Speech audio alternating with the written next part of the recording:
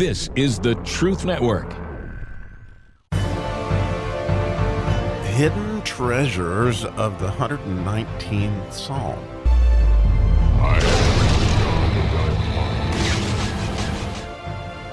How fun. We get to do the 8th verse, or the miracle verse, in the pay section today.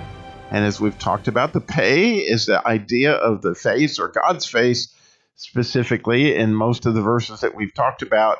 And here in the miracle verse, we kind of change from God's face to the psalmist's face, because in verse 136, this miracle, after we get the 7 anointings, we get to this 8th verse, and it's number 136 in English. It reads, "Rivers of waters run down mine eyes, because they keep not thy law."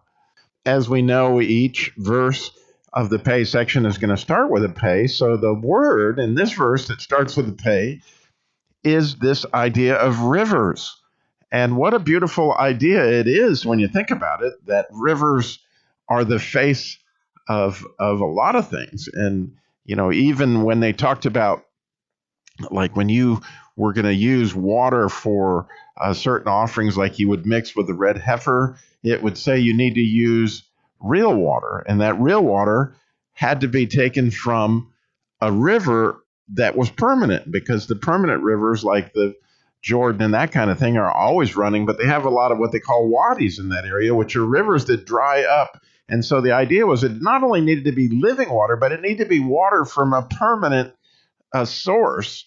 And that idea of rivers, you know, and you might remember when they described the Garden of Eden, that, you know, all these different rivers that surrounded it, again, with this idea of the presence of God. And you don't have to watch a river for very long before you begin to see this presence of God. And of course, I'm sure that anytime we cry, or I feel sense that we get close to God, and we're going to get to that a lot when we get into the Cush section. But here I'm asking and wondering, you know, myself, you know, what does this exactly mean? Rivers of waters run down mine eyes. And, you know, I can't help but think of, you know, John Bunyan's A Pilgrim's Progress, that when the burden was lifted off of the Christian's back, or the character called Christian, you know, that again, he's this tremendous weeping. And I don't know how many people you've seen come to Christ, but there's this tremendous weeping, and this idea of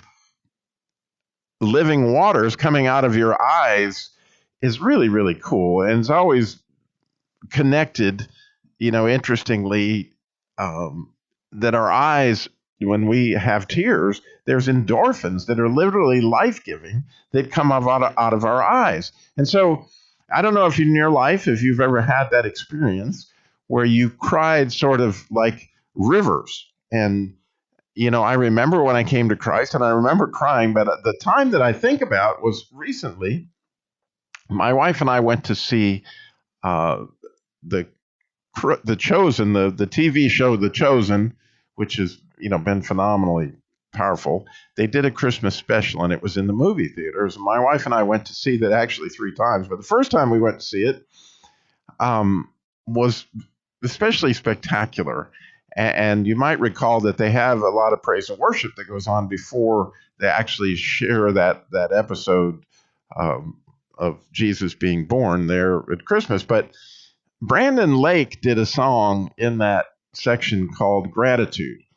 And I don't know what happened, but somehow or another, as I was watching that, all of a sudden, my eyes gushed water like I can never remember them gushing water. I mean, it literally, I understand what the psalmist is saying. It touched something in me.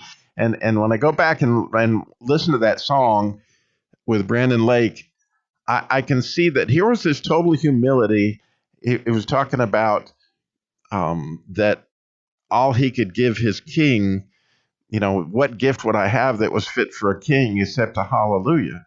And you could see the humility in Brandon Lake. Like, I don't really have anything worthy of giving God. And so if we go back to the verse that we just studied, you know, previously, the last episode, we talked about make thy face to shine upon me and teach me thy statutes. This idea of how do I love thee? How do I love thee? Because what do I really have that's worthy of that? And as I saw Brandon Lake doing that, all of a sudden it touched something in me, and I'm telling you, rivers of waters gushed out of my eyes. And I was like, Tammy, I can't even believe that, because my wife was sitting next to me. I can't even believe what's happening with my eyes here, because they were literally gushing tears. I'd never had that experience, but had I not seen this in the Psalms, I wouldn't even understood that it was a thing. But it was like a miracle that there's a place in us that it desperately wants to offer our King, our Jesus, something that is of value to them. That whole idea of how can I love thee? How can I touch thee? So here's, after King David comes the seventh time, right, to ask him to teach me thy statutes, then he talks about how rivers of waters run down his eyes because he realizes, I can't express all the love for you that I want to be able to express. And to me, that's completely a miracle of a face-to-face, right? Because here we see the psalmist turning his face towards God's face, which we get to do, when we would have rivers of waters run down our eyes to be face-to-face.